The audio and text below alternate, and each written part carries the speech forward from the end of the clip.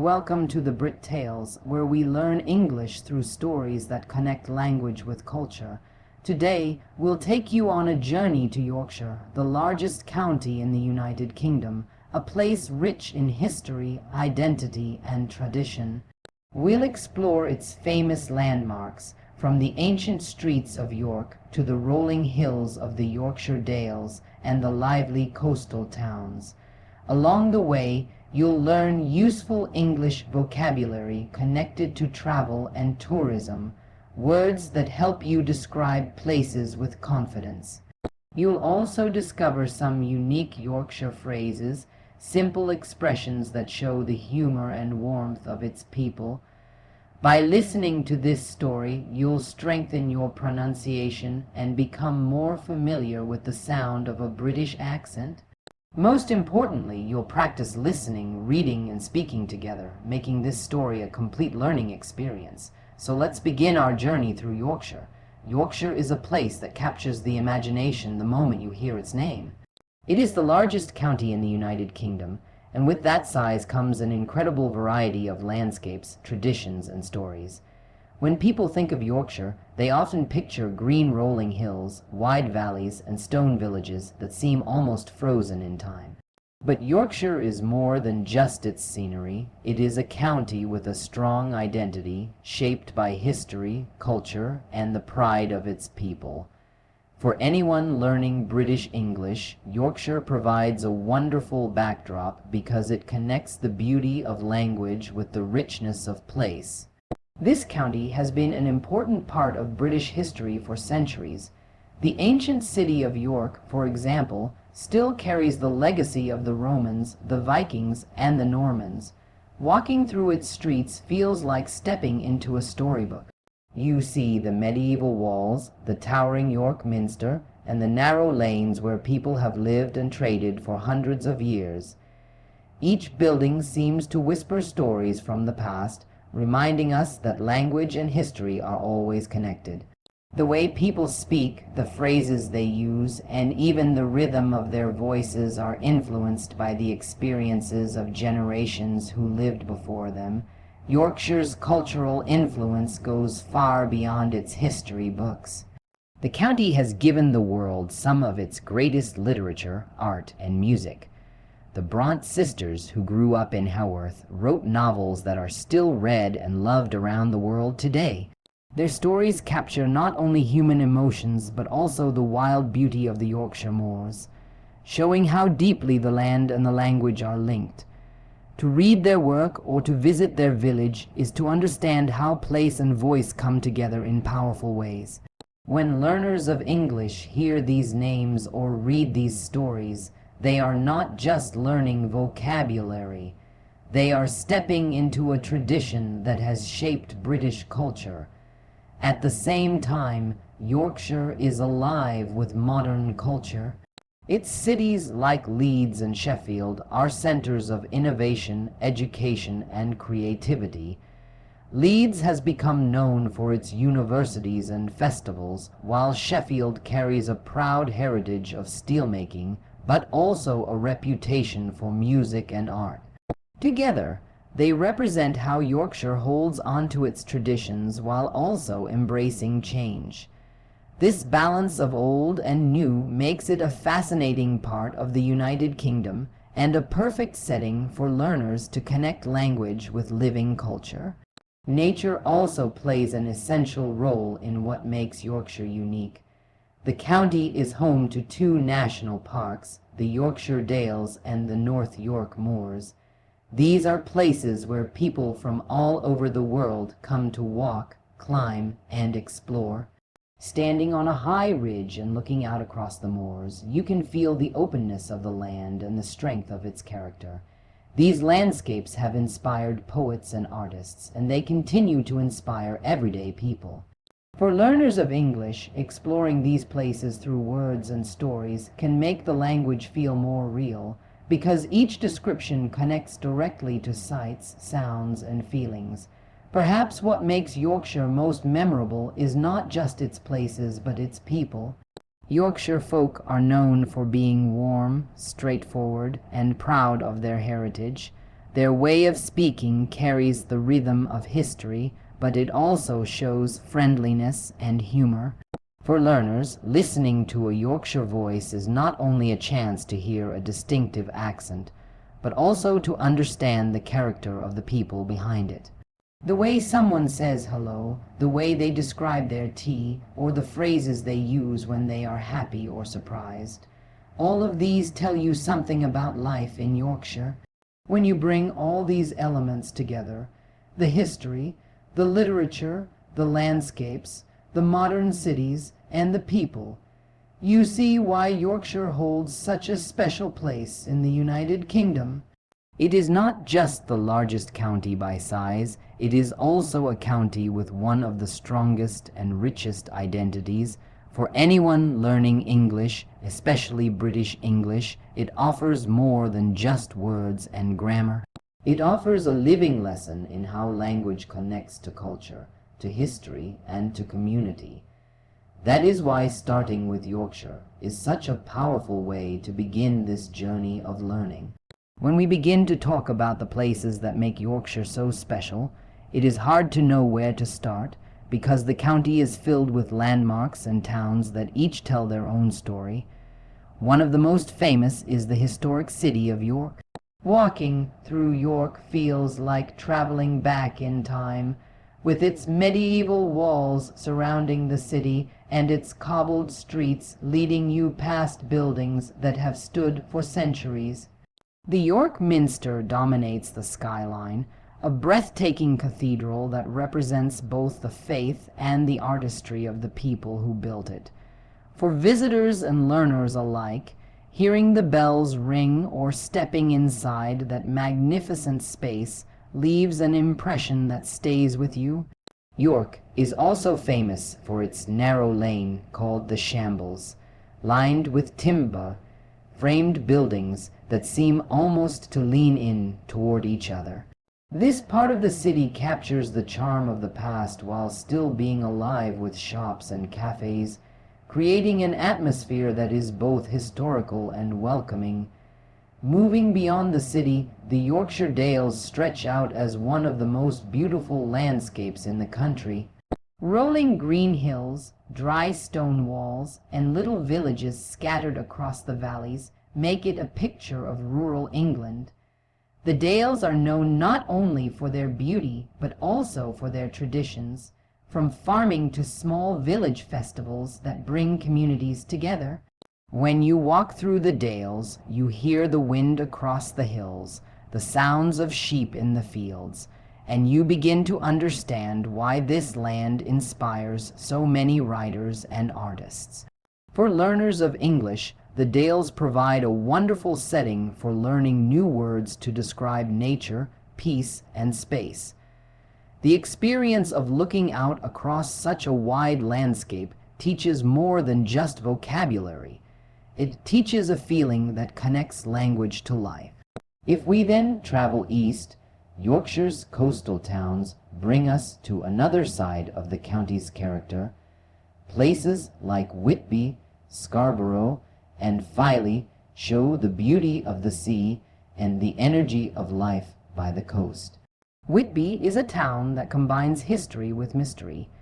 It is famous for its connection to the story of Dracula, but it is also a place where fishing traditions and seaside charm are still alive today.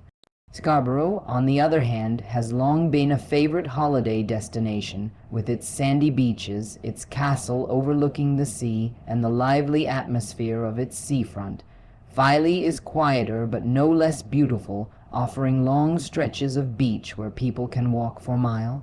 These coastal towns remind us that Yorkshire is not just about hills and valleys, but also about the power of the sea and the communities that have lived beside it for generations. Each of these places, York, the Dales, and the coastal towns, adds a unique layer to the story of Yorkshire. Together, they show how rich and varied the county really is. York speaks of history and culture, the Dales reflect nature and tradition, and the coast tells stories of resilience and connection with the sea. For learners of English, exploring these places through words and stories means building a vocabulary that is not only practical but also deeply connected to real experiences. When you describe York Minster, or the rolling hills of the Dales, or the waves on the beach at Scarborough, you are not just practicing English, you are painting pictures with your words, just as the people of Yorkshire have done for centuries. This is why talking about Yorkshire's famous places is so much more than a lesson. It is a journey through time, culture, and landscape, all of which help us to understand language in a more meaningful way. When we think about learning a language, especially at the B1, B2 level, one of the most useful areas of vocabulary to focus on is travel and tourism. This is because traveling is something that connects people everywhere. Whether you are planning a holiday, visiting friends in another city, or exploring a new country, you will always find yourself using certain words and expressions. These words not only help you communicate in practical situations, but they also allow you to share your experiences with confidence and clarity. For example, a very common word is attracts. We often say that a place attracts tourists, meaning that people are drawn to visit it because of its beauty, history, or activities. York attracts visitors for its cathedral and medieval streets, while the Yorkshire Dales attract people who love walking and nature. To say that something attracts tourists is a way of showing its appeal, and this phrase is useful in many different conversations. Alongside this, we often talk about famous for. A place might be famous for its food, its festivals, or its landmarks. Scarborough is famous for its seaside charm, and Whitby is famous for its connection to literature. Using famous for helps learners describe what makes a place special. Another important pair of words is inhabitants and residents. These refer to the people who live in a particular place.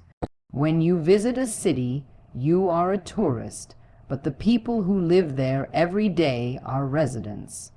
The word inhabitants is often used to describe the population of a town or village, while residents can be used more generally to talk about those who belong to a community. These terms are especially helpful when comparing the experiences of tourists with the daily life of locals, and they add depth to the way we describe travel. We also use descriptive words when talking about the size or the look of places. The word extensive means large or spread out. For example, the Yorkshire moors are extensive, covering wide areas of land with heather and hills. Another word, imposing, describes something grand or impressive. A castle might look imposing when it rises above a town, making you feel small in comparison. Using words like these allows learners to give richer and more accurate descriptions, which makes their language more engaging. When speaking about geography, it is useful to know words like peninsula and coastal town. A peninsula is a piece of land almost surrounded by water, and many tourists are drawn to places with dramatic coastal scenery. A coastal town is simply a town by the sea, and in Yorkshire, towns like Finley and Scarborough are examples of this. These words are practical for conversations about travel because they describe exactly where a place is and what kind of environment it offers. Another useful phrase is close proximity, which means very near. For instance, someone might say that York is in close proximity to the Yorkshire Dales, showing that the city is not far from the countryside. This is particularly handy when talking about planning trips, because travelers often want to know how close places are to each other. All of these words and phrases, attracts, famous for, inhabitants, residents, extensive, imposing, peninsula, coastal town, and close proximity, are part of the language of travel and tourism. They are not complicated, but they are powerful tools for describing experiences in a way that goes beyond basic vocabulary. At the B1, B2 level, learners are ready to move from simply saying the place is nice to saying the town attracts many tourists because it is famous for its imposing castle and its close proximity to the sea. That kind of sentence shows both confidence and accuracy, and it creates a picture in the listener's mind. This is the value of learning travel vocabulary. It helps you share your journeys in English with detail, with personality, and with a deeper connection to the world around you. One of the most fascinating parts of learning English through Yorkshire is discovering the words and phrases that are unique to this region. Language is not only about grammar and vocabulary, it is also about identity, and Yorkshire has its own way of speaking that reflects the warmth, humors, and history of its people. For learners at the B1, B2 level, exploring these expressions is not just fun, it is also a chance to see how English can change from one part of the country to another. These words may sound unusual at first, but they are simple once you know their meanings, and they give you a real flavor of life in Yorkshire. Take the word ought, for example. It might sound short and strange, but it simply means anything. If someone in Yorkshire says, "Have you got aught to eat?" they are asking, "Do you have anything to eat?" Its opposite is nout, which means nothing. So if a person says, "There's nout in the cupboard," it means there's nothing in the cupboard. These two little words show how language can be shortened and reshaped in local speech, and yet they still make perfect sense in everyday life. Another example is how Yorkshire people use the word dinner. In many places, dinner means the evening meal, but in Yorkshire, dinner often refers to what others call lunch. Then, what many call dinner in the evening is known in Yorkshire as tea. This can be confusing at first, but once you understand it, it becomes an interesting cultural difference.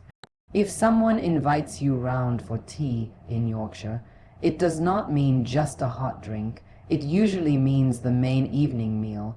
Learning these small changes helps learners understand how words can shift meaning depending on where you are.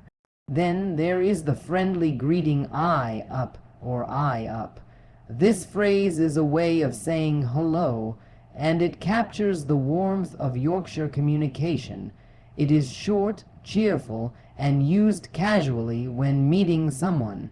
Just by hearing "I up," you can feel that sense of friendliness that Yorkshire people are famous for. It is not a formal greeting, but rather an easy, natural way of starting a conversation. Yorkshire speech also has a charming way of expressing emotions. If someone says they are proper chuffed, it means they are really happy about something.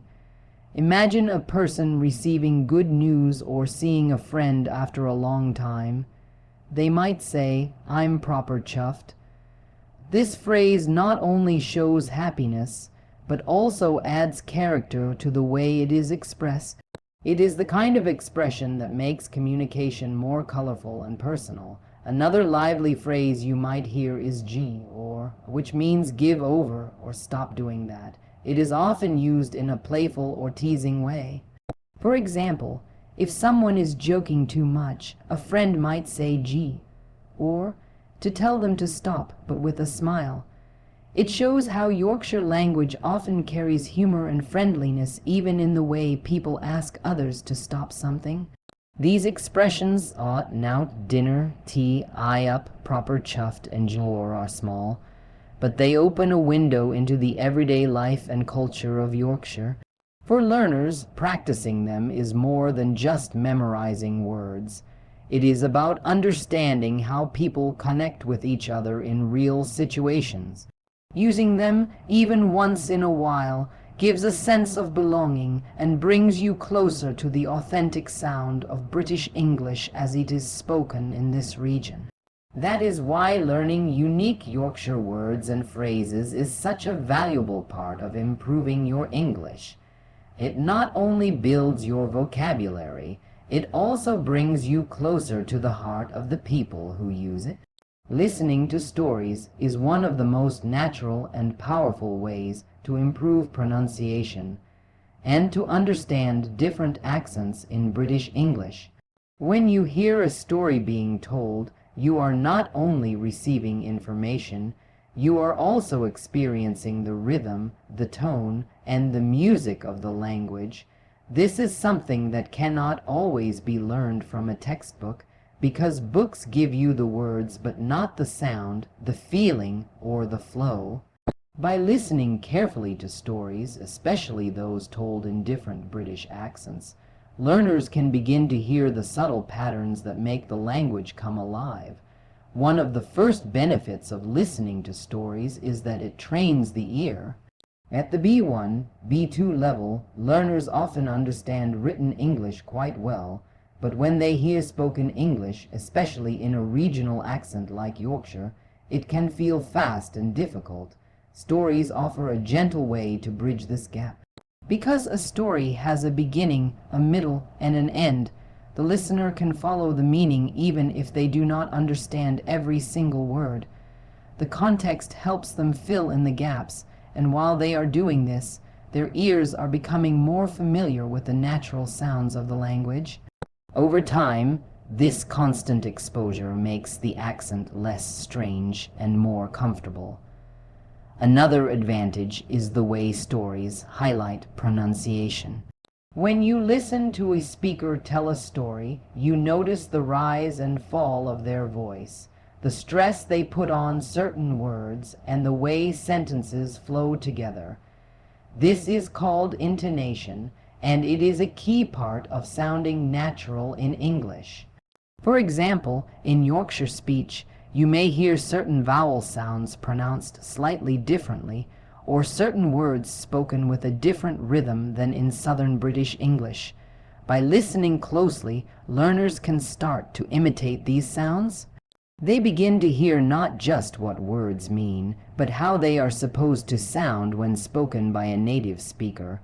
Repetition also plays a big role. Stories often use the same words or phrases more than once. A character might repeat an expression, or a description might use the same adjective to build an image. Hearing these words repeated gives learners the chance to practice them, both in listening and in speaking. This is especially important for pronunciation, because repeating words after hearing them in context helps learners produce the same sound more accurately. It is different from simply reading a list of vocabulary, because in a story the words are alive, connected to meaning and emotion. Listening to stories also builds accent awareness. British English is full of regional accents, and each one has its own charm. The Yorkshire accent, for example, is friendly, warm, and distinctive. By hearing stories in that accent, learners become comfortable with it, and this makes it easier for them to understand not just Yorkshire speakers, but also people from other regions. They start to notice patterns, how certain letters or sounds are pronounced differently, and this knowledge makes them more flexible listeners. Understanding accents is not about copying every detail, but about being able to follow and respond naturally no matter who is speaking. Finally, stories create an emotional connection. When you enjoy a story, you listen more closely because you want to know what happens next. That attention helps your brain remember the sounds more clearly. If a story makes you laugh or surprises you, the words and the way they were spoken stay in your mind for longer. This is why storytelling is such a powerful tool. It makes language memorable, and what is memorable becomes easier to use yourself. All of these benefits show why listening to stories is such an effective way to improve pronunciation and accent understanding. It brings together sound, rhythm, meaning, and emotion in a way that makes language natural and enjoyable. When learning a language, it is important to remember that the skills of speaking, listening, and reading are all connected, and practicing them together creates the strongest results. A story is the perfect tool to bring these skills into harmony because it gives you something real to work with, something alive and meaningful. Using this Yorkshire story as a guide, learners can practice each of these skills in a way that feels natural and enjoyable rather than forced or mechanical. Listening is often the first step, and it is one of the most powerful. When you listen to the story being read, you are not just hearing words, you are experiencing the sounds of British English. The rhythm of the sentences, the intonation of the speaker, and the unique touch of the Yorkshire accent all become part of what you absorb. Even if you do not understand every single word at first, listening allows your brain to become familiar with the flow of English. Over time, this repeated exposure helps you catch details that you may have missed before. The more you listen, the more your ears adjust, and the easier it becomes to follow other English conversations in real life. But listening alone is not enough, and this is where reading comes in. Having the text of the story in front of you while you listen creates a stronger connection between sound and spelling. You begin to notice how certain words look compared to how they sound, and this clears up a lot of confusion that learners often have.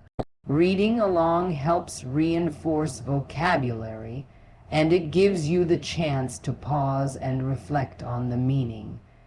You can underline new words, make notes, or even read a section again slowly until it feels familiar. This combination of listening and reading works like two halves of the same coin, one supporting the other and making the whole process more effective. Then comes speaking, which is where you truly make the language your own. After listening to a part of the story and reading it, try saying the sentences out loud. Repeat them in your own voice, imitating the rhythm and pronunciation of the speaker. This might feel strange at first, but it is one of the most powerful exercises for improving fluency. Speaking connects your brain and your mouth, helping you to practice producing sounds accurately and with confidence. You do not need to sound exactly like the narrator, but by practicing, you get closer to the natural flow of British English. Even short phrases from the story, repeated with care, can make a big difference in your progress. What makes a story so effective is that it gives you a context. Instead of practicing random words or isolated sentences, you are working with language that tells a tale that describes places, people, and feelings. This makes your practice more memorable because each word is tied to an image or an idea. If you remember that someone in Yorkshire might say "I up" as a greeting, it is not just a phrase. It is a moment from the story, and that helps it stay in your mind. Context makes language real, and real language is easier to learn. By practicing listening, reading, and speaking together, learners begin to notice real progress. Listening improves comprehension, reading builds vocabulary and understanding, and speaking develops confidence and fluency.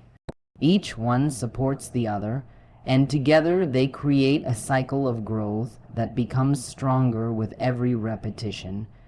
Using this Yorkshire story as the center of practice makes the process not only effective, but also enjoyable, because you are learning about culture and language at the same time. That is why practicing these 3 skills through this Yorkshire story is one of the best ways to grow as an English learner and to move forward with confidence. Thank you for joining me on this journey through Yorkshire. We've explored its rich culture and history, discovered famous places from York to the Dales and the coast, and learned useful travel and tourism vocabulary to describe the world around us. We also had fun with some unique Yorkshire words and phrases that bring real character to the language.